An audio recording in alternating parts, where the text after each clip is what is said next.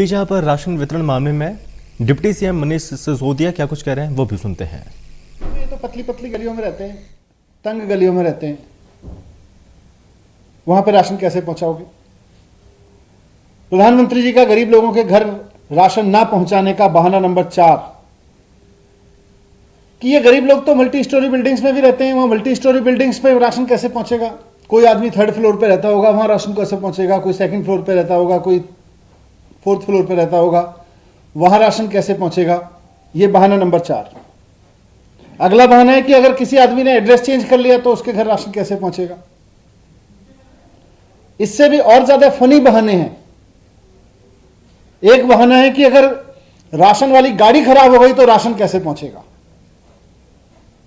एक और बहाना है कि अगर रास्ते में गाड़ी ट्रैफिक में फंस गई तो राशन कैसे पहुंचेगा, इसलिए राशन का प्रपोजल रिजेक्टेड। मैं कई बार सोचता हूं, हंसी आती है प्रधानमंत्री जी के इन बहानों पर कि क्या क्या बहाने ढूंढने पड़ रहे हैं कि गरीब आदमी के घर राशन ना पहुंचे। वो 3rd फ्लोर पे रहता है इसलिए राशन नहीं दे सकते, रास्ते में गाड़ी ट्रैफिक में फंस सकती है इसलिए राशन नहीं दे सकते, रास्ते में गाड़ी खराब हो सकती है, ये लोग पतली गलियों में रहते हैं, तंग गलियों में रहते हैं इसलिए उनके घर राशन नहीं पहुंचाया जा सकता, पता चेंज कर लेंगे कैसे राशन पहुंचेगा, राशन नहीं पहुंचाया जा सकता इसलिए घर में नहीं दे सकते। उस गली में जिसमें वहां रहने वाले आदमी को पिज्जा पहुंच सकता है, राशन नहीं पहुंचाया जा सकता। मैं पूछना चाहता हूं प्रधानमंत्री जी से कि आप हर वक्त इतने झगड़ालू मूड में क्यों रहते हैं? देश में पहली बार इतना झगड़ने वाला प्रधानमंत्री देखा है 75 साल के इतिहास में, जो सुबह शाम राज्यों से झगड़ने में लगा रहता है, किसी से भी झगड़ने में लगा रहता है। प्रधानमंत्री जी, आप झगड़ालू प्रधानमंत्री हैं क्यों? आप कभी पश्चिम बंगाल की मुख्यमंत्री से लड़ रहे होते हैं, और मुख्यमंत्री तो छोड़िए, कभी आपको कुछ नहीं मिलता तो उनके चीफ सेक्रेटरी से लड़ने लगते हैं।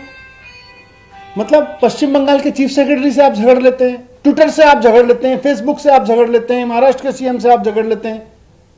ये चिट्ठी में पढ़ रहा था तो मुझे लग रहा था कि एक दिन आप उठे होंगे सुबह सुबह 2 दिन पहले, और आपने अपने फूड सेक्रेटरी को कहा होगा, जी फूड सेक्रेटरी साहब आज केजरीवाल जी से झगड़ना है। आपने लिस्ट देखी होगी आज किससे झगड़ना है, अच्छा आज केजरीवाल जी से झगड़ना है। आपने फूड सेक्रेटरी साहब को बताया होगा उनसे झगड़ना है, उनकी राशन की वो कैंसिल कर दो। तो फूड सेक्रेटरी साहब ने आपको बताया तो होगा कि दिल्ली सरकार का कोई प्रपोजल नहीं है जिसको हम रिजेक्ट कर दें, पर फिर भी आपको तो झगड़ना था। आपने कुछ बहाने ढूंढ लिए कि इस वजह से नहीं झगड़ सकते, उस वजह से नहीं झगड़, इस वजह से राशन नहीं दे सकते गरीब लोगों को, उस तरह से नहीं दे सकते। आपने उनसे चिट्ठी लिखवा दी। मैं कहना चाहता हूं प्रधानमंत्री जी, आप युवा भारत के प्रधानमंत्री हैं। 21वीं सदी के युवा भारत के प्रधानमंत्री को यह बात शोभा नहीं देती कि जिन घरों में पिज्जा पहुंचाया जा सकता है उन घरों में गरीब लोगों को राशन नहीं पहुंचाया जा सकता, क्योंकि वो 3rd फ्लोर पर रहते हैं, क्योंकि वो तंग गलियों में रहते हैं। युवा भारत के प्रधानमंत्री को यह बात शोभा नहीं देती। आप सिर्फ झगड़ने के बहाने ढूंढने के लिए इस तरह के बहाने ढूंढ रहे हैं, यह आपको अच्छा नहीं लगता।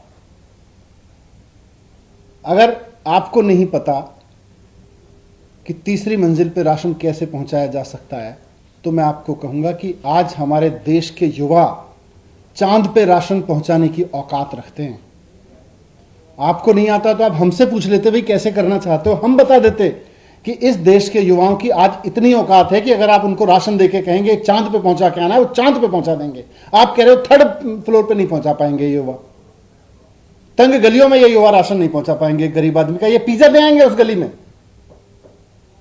उस गली का आदमी कोई कपड़े मंगाएगा वो दे आएंगे, उस गली का आदमी कोई खाना ऑर्डर करेगा वो दे आएंगे।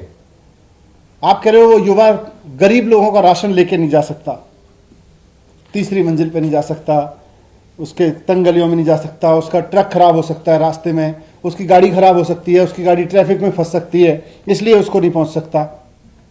मैं कहना चाहता हूं प्रधानमंत्री जी, सोच बड़ी रखिए।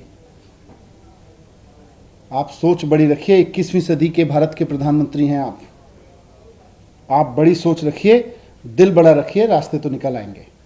और हर चीज का रास्ता है, रास्ते पहले से हैं। जो युवा वहां जाके पिज्जा पहुंचा सकता है वो राशन भी लेके जा सकता है, पर आप नियत तो रखिए कि हमें उसको गरीब आदमी को पहुंचाना है। रोज सुबह उठ के अपनी लिस्ट चेक करने से कि आज किससे झगड़ना है, उससे बात नहीं बनेगी। आपके इस झगड़ालू स्वभाव से देश की जनता तंग आ चुकी है। अब जनता चाहती है कि आप देश चलाएं, ये झगड़ना बंद करें, रोज रोज झगड़ना बंद करें, बड़ी सोच रखें, रोज रोज झगड़ना बंद करें, थोड़ा देश चलाने पे काम करें, देश चलाने पे फोकस करें।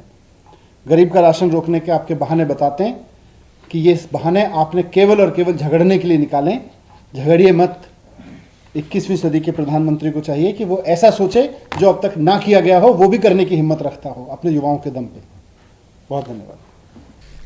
तो आप यहाँ पर सुन रहे थे डिप्टी सीएम मनीष सिसोदिया को, जिस तरह से दिल्ली में फ्री राशन वितरण प्रणाली को लेकर यहाँ पर केंद्र ने हालांकि रोक लगा दी है। इस बीच यहाँ पर निशाना साधा जा रहा था और जो आरोप लगाए गए थे उन आरोपों के जवाब यहाँ पर दिल्ली के डिप्टी सीएम मनीष सिसोदिया द्वारा उनके जवाब दिए जा रहे थे। उन्होंने साफ तौर पर कटाक्ष किया और कहा कि जिस तरह के तर्क दिए जा रहे हैं, जिस तरह के बहाने दिए जा रहे हैं, उस पर हंसी आती है, लेकिन इस बीच यहाँ पर केंद्र सरकार को थोड़ा कॉपरेट करना चाहिए और हमारी मदद करनी चाहिए ताकि दिल्ली के हर गरीब परिवार तक जो राशन है वो फ्री राशन पहुँचाया जा सके।